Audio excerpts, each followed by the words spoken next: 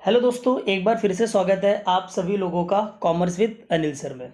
तो दोस्तों, हमने 12th स्टैंडर्ड की इकोनॉमिक्स की वीडियो स्टार्ट की हुई है। वीडियो लेक्चर्स हम इस पे लगातार ले रहे हैं। तो दोस्तों, हमने पिछले कुछ वीडियोस में सेकंड वाला जो चैप्टर है आपका, that is utility analysis, correct. तो यूटिलिटी एनालिसिस ये वाला चैप्टर हम पढ़ रहे हैं और इसमें अब तक हमने क्या क्या कंप्लीट किया हुआ है। इसमें हमने पढ़ा है यूटिलिटी क्या होती है, यूटिलिटी के फीचर्स क्या होते हैं, टाइप्स ऑफ यूटिलिटी हमने पढ़ा। फिर हमने कॉन्सेप्ट ऑफ टोटल यूटिलिटी और मार्जिनल यूटिलिटी पढ़ा। उसमें हमने रिलेशनशिप बिटवीन टोटल यूटिलिटी और मार्जिनल यूटिलिटी पढ़ा। उसके बाद अगला क्वेश्चन हमने पढ़ा law of diminishing marginal utility, और law of diminishing marginal utility में हमने इंट्रोडक्शन ऑफ द लॉ पढ़ा। फिर हमने एजम्पशंस ऑफ द लॉ पढ़ा। फिर हमने एक्सप्लेनेशन ऑफ द लॉ पढ़ा। अभी जो हमारा टॉपिक रह गया है वो एक्सेप्शन ऑफ द लॉ रह गया है। तो आज जो ये वीडियो लेक्चर होगा इसमें हम पढ़ने वाले हैं exception of the law of diminishing marginal utility. तो आई होप ये आपको एकदम क्लियर हुआ रहेगा। तो चलिए हम हमारे टॉपिक पे आ जाते हैं। तो दोस्तों, आज का जो टॉपिक होने वाला है वो है हमारा exception of law of diminishing marginal utility. सबसे पहले ये समझिए, एक्सेप्शन का मतलब होता है ऐसी कंडीशन या ऐसी परिस्थितियाँ जिसमें law of diminishing marginal utility applicable नहीं होता है।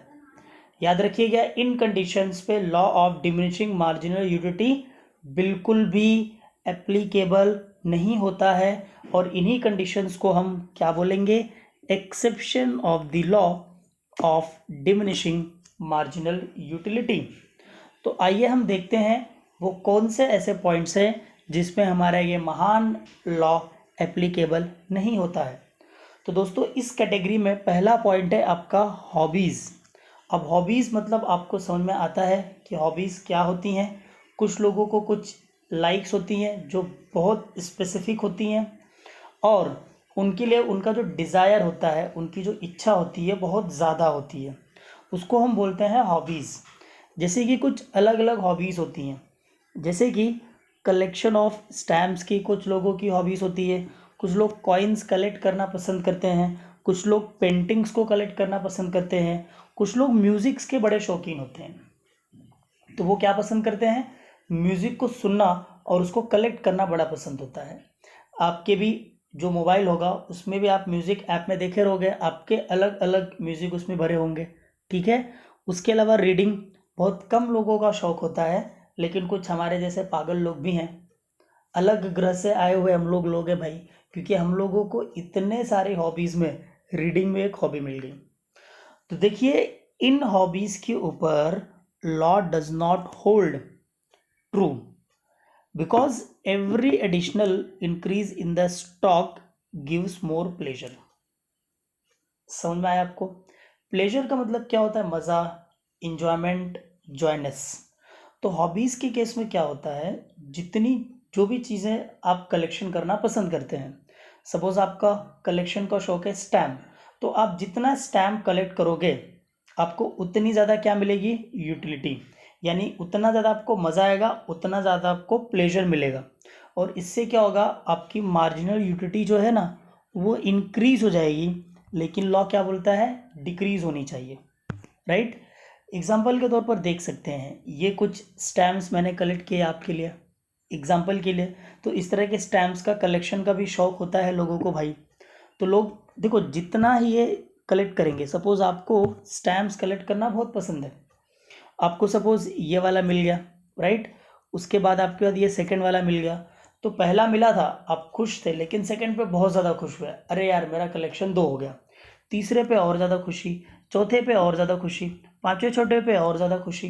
तो इस तरह से क्या हो रहा है, आपकी जो मार्जिनल यूटिलिटी हो रही है वो बढ़ रही है, घट नहीं रही है। देख सकते हो, यूनिट्स बढ़ रहे हैं आपके पास 1 2 3 4, लेकिन यूटिलिटी भी क्या हो रही है, बढ़ रही है। जबकि लॉ आपका क्या बोलता है, यूटिलिटी घटना चाहिए, ठीक है। ये भी देख लीजिए।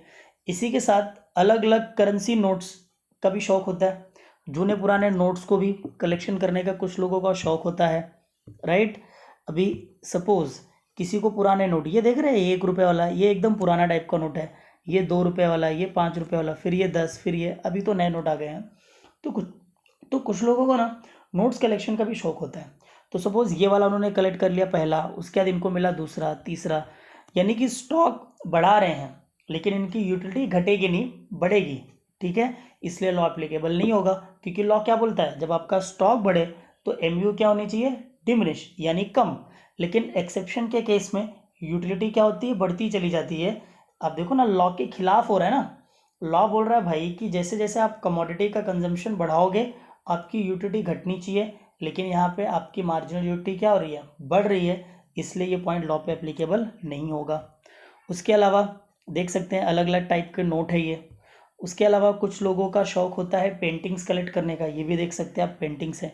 तो आपके जितना ज़्यादा पेंटिंग्स आएंगी आपको उतना ज़्यादा क्या मिलेगा, सेटिस्फैक्शन, या फिर उतना ज़्यादा आपको क्या मिलेगा, प्लेजर, यानी कि यूटिलिटी। इसलिए लॉ ऑफ डीएमयू में ये चीज़ें क्या हैं, एक्सेप्शन में आ जाती हैं। Is that clear? I hope आपको ये पूरा का पूरा पॉइंट क्लियर हुआ रहेगा। चलिए अब हम बढ़ते हैं हमारे सेकंड वाले पॉइंट की तरफ। तो ये जर्नी हमारे यहीं ख़त्म होती है। ठीक है, तो एक बार हम इस पॉइंट को ज़रा पढ़ लेंगे क्या लिखा गया है।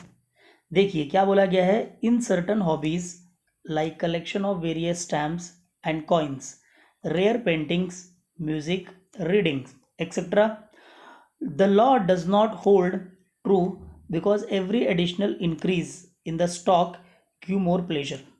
क्योंकि आप जितना एडिशनल यूनिट बढ़ाओगे स्टॉक का आपको ज़्यादा प्लेजर मिलेगा। So this increase marginal utility, how ever this violate the assumption of homogeneity and continuity.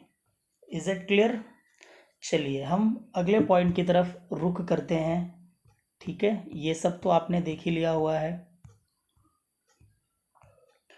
तो देखिए नेक्स्ट पॉइंट है आपका माइजर।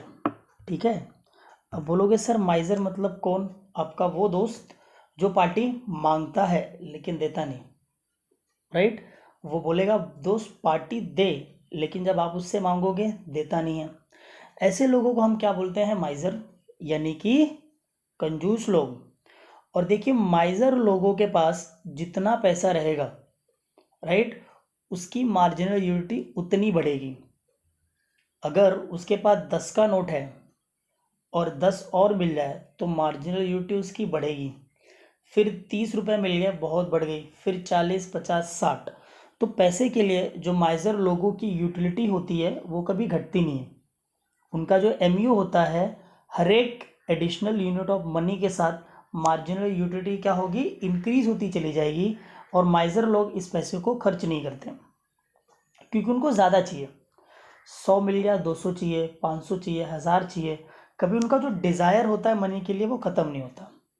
इसीलिए माइजर के केस में आपका लॉ ऑफ डीएमयू एप्लीकेबल नहीं होता है।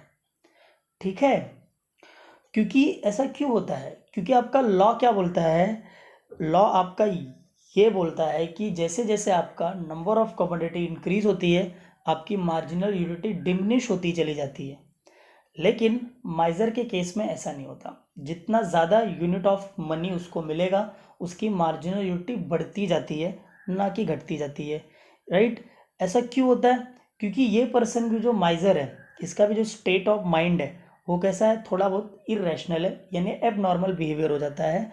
तो इसलिए हमारा जो एजम्पशन है रैशनैलिटी, हमने पढ़ा था कि लॉ ऑफ डीएमयू उन लोगों पे एप्लीकेबल नहीं होता है जो एबनॉर्मल होते हैं, एप्लीकेबल उन्हीं पे होता है जो रैशनल होते हैं। तो माइजर को भी हम ऐसा बोलते हैं कि ये रैशनल नहीं होता है, थोड़ा बहुत इरेशनल, पूरा तो नहीं बट थोड़ा बहुत इरेशनल होता है। दैट्स वाई इसके ऊपर ये लॉ एप्लीकेबल नहीं होता है। Is that clear? चलिए, सो देखिए in the case of माइजर every additional rupees gives him more and more satisfaction. Marginal utility of money tends to increase with an increase in his stock of money. However, in this situation, ignores the assumption of rationality. I hope आपको ये point भी clear हुआ रहेगा। ठीक है, चलिए आगे बढ़ते हैं।